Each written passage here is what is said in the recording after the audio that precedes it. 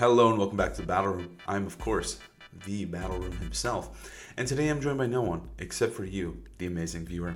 So today we're going to take a look at the first teams from the first North American regional. Well, I guess North American region, because technically there was one in Mexico, which is a part of North America, but not part of our system for whatever reason. They are paired with LATAM. So whatever, first North American regional, we're here, we're ready to go. We're going to take a look at the top cut teams. Honestly, watching this regional and kind of seeing the teams gives me a little bit more hope. I feel like when I watch a European event, I'm like, holy shit, these guys, like, they just love the standard. They love what is good. I mean, granted, I will say last time we had some spice in top four. It was pretty exciting. But for the most part, right, they're very, very locked in on what they think is good. And usually that's very standard, very boring, very effective. But North Americans, we like to sauce it up. We like to throw in some crazy fucking shit. So first things first, we're going to have to take a look at Rajan Bal's team here, which I think is a good example of this crazy fucking shit. So we've got Chlorophyll Whimsicott, Drought Ninetales with fucking Nasty Plot Overheat. It's like budget Golden Go. We've got Mouse with Taunt. Pretty standard Mouse. that guy's pretty normal. Life Orb, Blood Moon, Rillaboom, and then Dragonite with Extreme Speed, no Tailwind. Obviously, we got Whimsicott. So I don't even know what to say about this team, dude. This team's fucking crazy. The Ninetales is pretty cool. I do think like having this Sun Sweeper is kind of neat. Obviously, you have to, fight the other Ninetales, which can get annoying. But for the most part, I think the Ninetales is pretty sick. I think having a faster Sunsetter is kind of cool. It lets you disrupt the other ones. It lets you be annoying. And then this Chlorophyll Whimsicott is actually absurd. Like, I think the main reason here is just to use Encore onto Incineroar, right? Like, and having Chlorophyll does allow you to still like negate the effects. Like, you still have Tailwind, you still have Chlorophyll. You don't really need Prankster per se. If Trick Room does go up, then you are fucked. But there are other ways to combat Trick Room. We have Multiscale, we have Taunt, we have Blood Moon. Like, this format, nothing can really live a Life Orb Blood Moon from Terra Normal Blood Moon. So Trick Room you can probably deal with. So the main, because I feel like that's the main reason to have Prankster, I guess, right? Is like, so you can bypass those kind of things. But if you have Sun and even with Tailwind, you just have to be probably a little bit more mindful of Tailwind, and you can't be thinking with the Prankster mindset. But for the most part, yeah, you're probably able to get by with Chlorophyll. And I'm sure during the tournament he was able to Encore an Incineroar that totally did not think they could be Encored, which is pretty funny. I guess another big one though is like, let's say Rillaboom fakes out, you can't Encore them before they Grassy Glide. So there are some downsides to this, but clearly it worked really, really well, getting top 16 in the tournament, first tournament of the year with kind of a crazy team and this stupid fucking Ninetales. Like, what? That is absurd to see Charcoal Ninetales regular in top cut of the tournament, but Rajan kind of cooked with that one. Next up, we have our world's runner-up, James Evans. So when I saw this team, I thought it was kind of neat. It reminds me a little bit of like Aaron Zhang's Monterey team, a little bit. The Scarf Pelipper, like it's like a rain team, but like not really. Like, it is a rain team through and through. But so we got Scarf Pelipper, right? Muddy Water, Icy Wind. I think Icy Wind is really, really cool on Scarf Pelly. I think that, like, when I was thinking about Scarf Pelipper with this Arcaludon, I think these two are just nasty, right? Being able to press Icy Wind for your guy and making him basically as fast as a Scarf Pelipper is sick. So I think that's cooking, that's sauced. But then also to run this, like, Adaptability Basculegion Terra Ghost with Sash, like, we're not even Swift Swim. We're just Adaptability Nuclear Basculegion, right? Like, with the Terra Ghost, insane last respects. This is a very, very aggressive team. We also have Life Orb Golden Go. No Nasty Plot. What? No Nasty Plot? We're cooking with this Terra Blast. I think it's kind of neat because I think King Gambit's a good Pokemon. It actually didn't perform incredibly well at this tournament, but I do think if you run this moveset, King Gambit actually hates you. Like, I don't think King Gambit gets to play versus you, and the Terra Fighting is kind of a cool defensive Terra type there. But yeah, I think it's hilarious as like a way to navigate around King Gambit, to blast it with Terra Blast, and then if it Terra Ghost, you hit it with Shadow Ball, and then if it Terra anything else that's not fire, you hit it with Make It Rain. So, and if it is fire, you have a rain team, right? You have two water types. And then we have this Whimsicott, I think is kind of important to the way that this team is functioning, right? Because you have this Basculegion, you have this sturdy Arcaludon, like the speed control of Tailwind is really, really sick, especially to combat something like Sneasler. Again, that's what also Terra Fighting is kind of neat into. Because then you can just Terra Fighting, and then Sneasler can't really get you. So it can't hit you a throw chop. So it's kind of cool. And then Incineroar to round it out. Nothing too crazy there. But yeah, I like the hyper offense nature of this team. I think James is a player, from when I've seen him play, I've seen him play a lot, is like, I feel like he is a very aggressive player, and he likes to have the aggressive tools. So it makes sense to me that this kind of team would appeal to him, and that he ended up going with it. Because it is like a really, really aggressive. You have this Icy Wind Scarf Pelipper that's just nuking things, paired with this double Sash Pokemon here with Sturdy and Focus Sash. It's kind of sick. I'm afraid to say that James, he fucking cooked with this one. I guess not afraid to say it. He is a Worlds finalist, but this team is kind of cool. I kind of like it. I dig it. Next up, we have Caelan Brown. So this is kind of like the standard boring Ursaluna team. Every time I see this team do well, I'm not kidding you. Every time I see this team do well, I'm like, dude, I want to use it so bad. I want to be good with it. I want to use it. And then I use it, and every time I'm like, I want to die. I hate playing this team so much. It's not for me. It's not for me, and I need to accept that it's not for me. But I think it's a cool team regardless. Like, it's so established and so solid at this point. You have this Golden Go paired with Incin and Amoonguss, ready to set up, ready to sweep. And then you also have a Tailwind Hydreigon to help give Golden Go a little extra speed in the important matchups, right? Being able to outspeed stuff like Annihilate. It's really, really, really, really big. So I think pairing them together makes a lot of sense. But then also, you have this Ursaluna that is also enabled by both Incin and Amoonguss, but he can function both in Trick Room with Porygon or out of Trick Room in Tailwind. He has just enough speed that in this regulation, he can basically outspeed most of the Pokemon in it, barring something like Sneasler or Dragapult. But for the most part, he gets the job done. He outspeeds everything in Tailwind, so it's kind of neat. This guy can enable him as well, so it's like this really, really good team of Tail Room, which I love. Absolutely one of my favorite strategies. And then you get to use the best Pokemon in the game, like Amoonguss and Incin and Porygon. I think Porygon is really good in this format.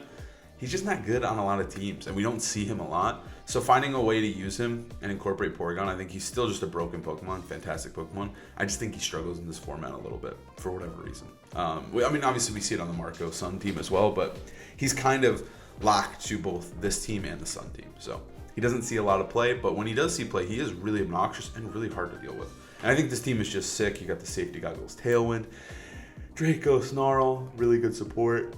It's just really enabling the two kings here, and all of these guys, their whole goal is to do that.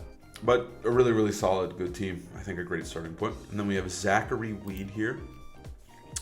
Zach has performed very, very well. I feel like Zachary is like, he always is hitting like top 16, top 32, which is obviously very, very impressive, because I'm saying this happened at like internets too. He's performing very, very well. He's beating the best players in the world. It's just that he just always misses out on getting to that final bracket. Like, well, not the final bracket. He's always in the final bracket. He just never hits like that top 8, right? Like, obviously he has in the past, but like I'm saying, like he is so consistent, and I wouldn't be surprised if we don't see some huge performances from him. Like this one was solid, but I expect more, and I expect to see more in the coming seasons, coming year of this season. So this is that standard King Gambit Electabuzz team. It's just good. It's just solid. I've talked about it many times. But you've got Fake Out to enable both King Gambit and Volcarona here. And then we also have Coaching to enable, I guess, Volcarona to a degree, but also to enable King Gambit, Rillaboom, Dragonite, right? There's a lot of options here. You have Electabuzz, who can enable both King Gambit and Volcarona. And then you just have Dragonite. He's just good. He's just a good, strong Pokemon that can benefit from coaching, but also can enable the kind of play style of this setup, but also priority spam type of team, right? Like, Trick Room goes up, we don't really care. We've got E-Speed, we've got Grass Glide, we've got Sucker Punch. Tailwind goes up, we don't care. We have those same tools. And so I think Dragonite brings it all together and also can benefit from coaching, which I think is really, really good. I think this team is just so solid, and it just gives you unlimited tools. It's so fun to play. I played it at a mid-season last year, and I had so much fun pressing Swords Dance Sucker Punch. I think this team is so much fun. This guy does so much damage with Terra Dark and the Black Glasses. So, yeah. I mean, if you haven't played this team, I definitely recommend you should. I think it's so much fun. Next up, we have, I'm not even going to try to pronounce it, but we have a Chinese player with a team of Golden Go, Annihilate, Argaludon, Dragonite, and Incineroar, and Alolan Ninetales. I like this team. I'm a huge sucker for this specific set, I think it's so good. I think Terra Electric Archaludon paired with Electroshot is so strong. I think Sturdy... Oh, this one's actually Stalwart. Ooh, okay. Less of a fan. I am more of a fan of the Sturdy, but Stalwart is cool too. And I just like throwing it on random teams. I think it helps with your rain matchup, but also it's just good. It's probably the best electric type attacker we have. Electabuzz really doesn't count, but he is electric type. But this guy is truly the electric damage you need, and Electroshot is a broken move. It's one of the best moves in the game, and if they gave it to other Pokemon, it would be absurd. But I mean, like, even Archaludon uses it so well. So I think it's really, really fun to see Archaludon on teams that aren't rain, because I think he's so broken. And then we also have a supportive Ninetales. I think Ninetales is still in a really, really good spot. Again, I think it did pretty well this weekend. It didn't win, but I think it is really, really good. I think Ninetales is still slowly rising up the stocks, and I expect... I mean, it won the first regional in Europe. It won the regional in Monterey. Like, it's still so broken and so good, and I love to see Ninetales. A fun set. I think this set is just good. Coaching is a little bit different, just to enable this Dragonite. But normally, I think that, like, the standard Annihilate set is Rage Fist, Close Combat, Final Gambit, Taunt. And it's like the Swiss Army Knife set. It gives you matchups into everything. It's so good. He's so splashable. He can be used in any situation. And I think Annihilate, that set specifically, is very, very good. But then you can also run the mouse, beat up ape stuff, which is obviously very good as well. But this set is just like, I just think you can find a way to bring in every matchup. And then we got set up Golden Go to pair with that Icy Wind and Aurora Veil. And then we also have Incineroar to help set up Golden Go. So I think this is just a really solid team. It's just a lot of guys who deal a lot of damage, really. Like, this guy, damage. This guy can do insane damage in Final Gambit, but also just enable the rest of the team. This guy does insane damage. Scale Shot, Haze, and then we also have the Golden Go. So I think it's just a really, really, really solid team. Next up, we've got Ofomezie with... This team was crazy when I saw it. It was like Banded D-Knight, Mirror Herb Ensign, Scarf Basculegion, which I think is good and solid, and then Population Bomb Technician Mousehold with Terra Fairy as well. I think this team is really, really cool going into the tournament. I think when I saw it on stream, I was like, dude, he's kind of cooking with this shit, right? Like, because it's a very, very aggressive team. We see the Terra Steel, we see the Population Bomb, and the Banded D-Knight. There's a lot more aggressive pieces. It obviously still has Nasty Plot to be enabled by Incineroar and Follow Me, but it also has this Whimsicott to just say, hey, I'm just going to press Terra Steel, make it rain with a Life Orb, and I don't really care, and I'm going to deal a ton of damage, and I'm going to have fun doing it. Terra Blast is pretty cool on the Terra Fighting Basculegion. I think Terra Fighting or Terra Fairy, like, we've seen a little bit of those on the Scarf Basks. I think it's kind of neat. It's a good defensive type, but then you also get that Terra Blast, which I think is cool. Like, being able to turn into a King Gambit counter when normally King Gambit eats you alive is really sick. And then we see this Mirror Herb as well to help beat that as well. And then the Banded D-Knight is a little bit strange, but it kind of makes sense, I think, in the context of this team. Like, it is more relying on Tailwind here, and you're trying to just set up Tailwind, start sweeping, and this guy can do that in Tailwind. But also, when Tailwind's starting to end, you deal your damage with Golden Go and Whimsicott. This guy can come in and pick off key targets, right? It is kind of weird to see Dragonite with no, like, Rillaboom, with the Psychic Terrain would obviously be an issue for him. But you do also have Basculegion and Mousehold to deal damage in Psychic Terrain. Specifically to, like, help sweep the Sneasler and remove Sneasler when it's unburdened. So I understand that they don't really need it, but it's kind of a cool take on Dragonite when I think a lot of people are prepared for the Scale Shot. They know their lines in the Scale Shot. They know what to do. But then you throw in this Banded E-Speed and it kind of changes things, right? Like, you kind of have to approach him differently. And I think that's a really, really cool adaptation that he decided to make for this team. And then also, like, the Pop Bomb Mousehold is, like, a weird one. Like, it's not something you're normally, like, not that you can't play against it, but it's not something you're prepared for or thinking about as much as you are the Super Fang beat up set or even the supportive Super Fang Feint set that we saw a little bit. But I think it's a really cool team, and he kind of cooked. Next up, we got Jérémy here. Jérémy just ran the team that won the most recent regional, which is, again, mostly focused on setting up this Golden Go or just spamming Yawn with Ursaluna or setting up this Sneasler, right? You have a Ninetales to help do that with Icy Wind with Disable, and then you also have double Fake Out, so you're able to enable both your setup Pokemon here. And then this guy is just a giant meatball that you can use to press Yawn. Like, he's just good. So I think it's a really cool team, and it's just really, really solid. We see that it did really, really well here. There's another one in top 8 as well. It's just so good. Like, it has all the tools you could really want. You got Ninetales, you have weather control, you got double fake out, and you got double setup, and you have a Pokemon that just breaks the speed ceiling so badly that you're just always going first, like unless Trick Room's up. So I think it's a really solid, cool, consistent team. Now we have our top 8 here, and first things first, we got Conkle Donk, who hadn't been to a tournament in a while, started out 2-2, and then made a insane run, winning 11 games in a row to make it to top cut, and to make it to this top 8, which is absolutely absurd. Not losing a single game and always being on the brink of elimination is obviously very taxing, but he made it work. He made it all the way to the top 8 here with I would say a little bit of a different King Gambit team. Obviously that Volcarona one is like mainly where we're seeing King Gambit right now. There's obviously some other ones. You have Assault Vest sets that are very, very different, very splashable on different teams.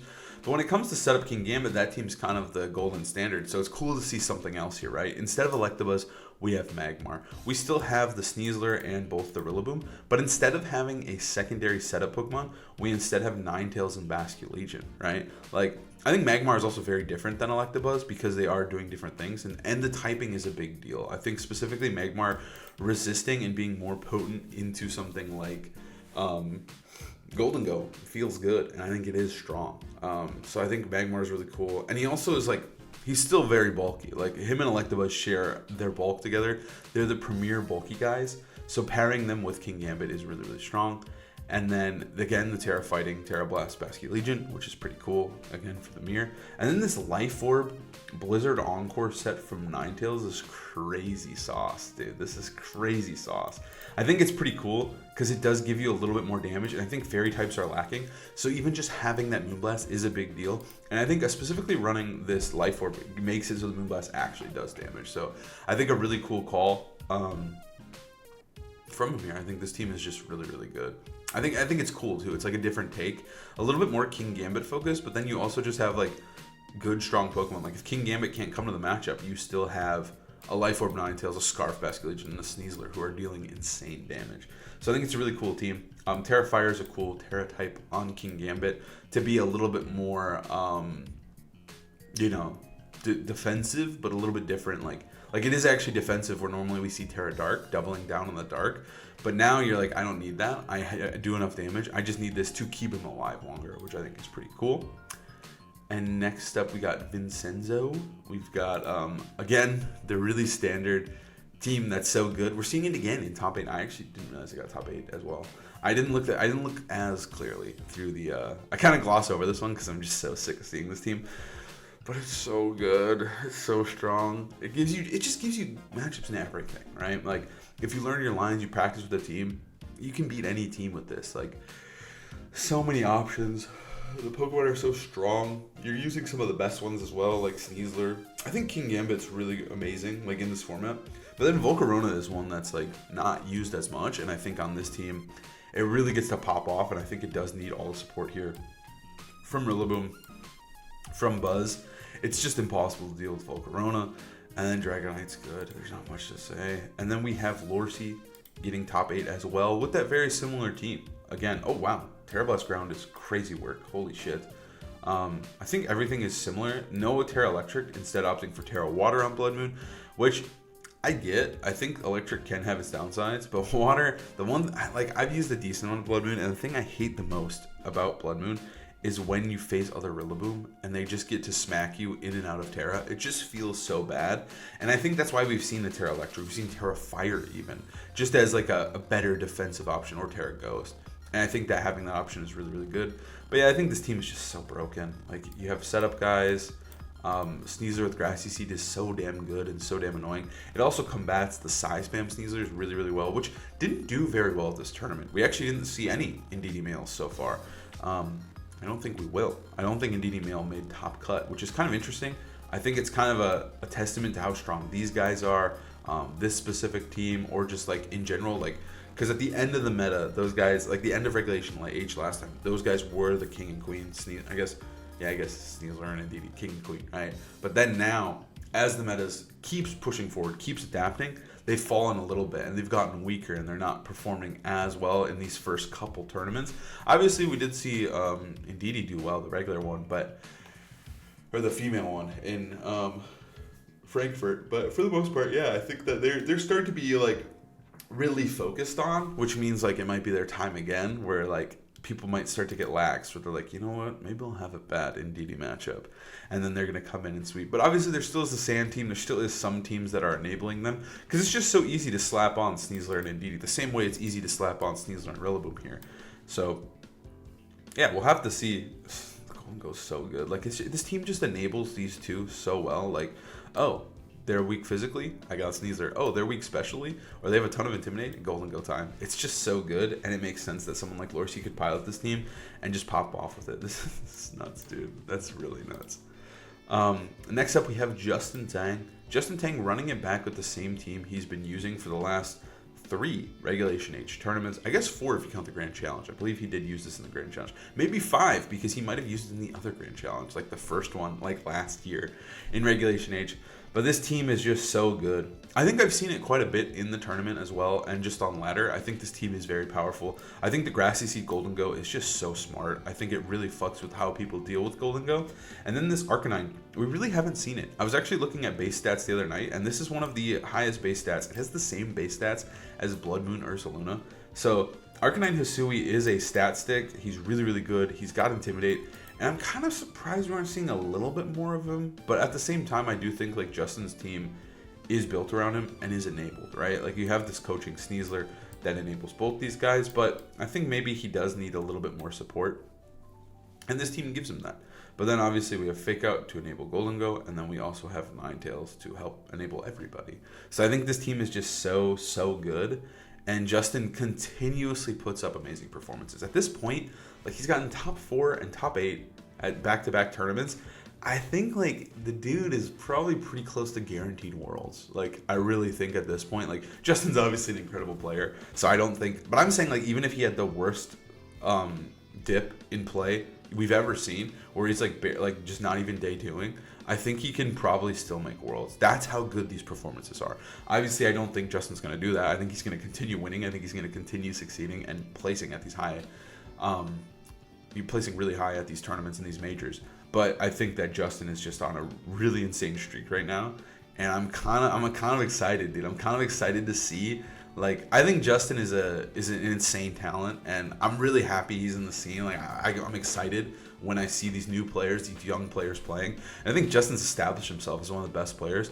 And I wouldn't be surprised if he wins an Internet, if he gets really insane finishes at Worlds. I think it's just a matter of time if he continues this trajectory, which I just don't see stopping. So I think Justin's incredible. And I think this finish is just like, we're building up until we see a like big Justin win. But yeah, I think this team is really good, really solid. I'm excited to see where he's going to go next. He did say maybe he's retiring the team. Who knows?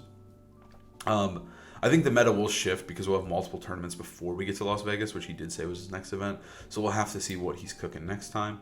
And then now we are into top 4. We've got Dylan Matthews here with a team centered like a rain team, right? This is the pretty standard rain team, the Rizabeth rain team as it's called. But this time there's no Dragonite. And I guess it's very different. It's a little different, right? This one, there's no Dragonite and there is no Golden Go, but instead of Bascu Legion and a Incineroar, it's like a weird hybrid of the Dragonite Ursaluna teams paired with the like the Dragonite Ursaluna and then the like standard like setup Golden Go team, but there's no Golden Go. There's instead an Ursaluna, and then there's also the Sinestro. So it's kind of a weird hybrid rain team, but I think it's got a lot of cool pieces. The Ursaluna is crazy because there is no Dragonite, which I think is really important to enabling it, but also you do have Tailwind and Pelipper, so you can kind of enable it the same way. It's just a little bit different. But then Bascu Legion is doing insane damage, being super annoying. Sinestra's enabling both these guys with Trick Room and also just healing Arcaludon, because I feel like Arcaludon does need to get going. I guess the no Dragonite's pretty crazy because Dragonite also enables Arcaludon with the scale shots, so not having that does make him a little bit different, a little bit less body press centric, which is okay. But yeah, there's no self proc for it. So it is really just an Arcaludon, like, I'm going to stand here and hope that you proc it, or I'm just going to Electroshock so many times that you lose. And then having Cine here does heal him and enables him with Trick Room and Life Dew, and Rage Powder. So it's kind of a neat team, and it's kind of a weird hybrid of all the rain teams, or the 2 popular rain teams into one. And I kind of like how it looks. It obviously did really, really well here getting top 4. And then we have the same exact one. The same exact one. Wow. Holy shit. These two popped off. Wow. This team actually popped off crazy style. That's nuts. It is a cool take. It's a little bit different, and I think it gives them an edge. And I do like what they've thrown together here. I think it is a cool, like, it's one of those things where, like, it's very small, and they just kind of change 2 Pokemon, but those 2 Pokemon interact with the team in such a huge way that it becomes a new team, and it becomes a team that people might not be as prepared for, or like, hey, I know how to beat the Dragonite stuff and practice versus that, but now there's a Basculegion, or there's an Incineroar. Like, I have to deal with Incineroar enabling Arcaludon as well, so I think it's a cool team. Congrats to them for doing so well with this team. I think it's pretty cool. And Rain continues to be dominant, and it continues to innovate. This team is probably the craziest team of the whole tournament. Matt Tidd got 2nd place with this one. This one's absolutely insane. We have Iron Hands budget form with Hariyama, which is wild. We also have a heat-proof Matcha Gacha Strength Sap Calm Mind Trick Room Calm Mind Cine paired with this Tailwind Rage Powder Volcarona.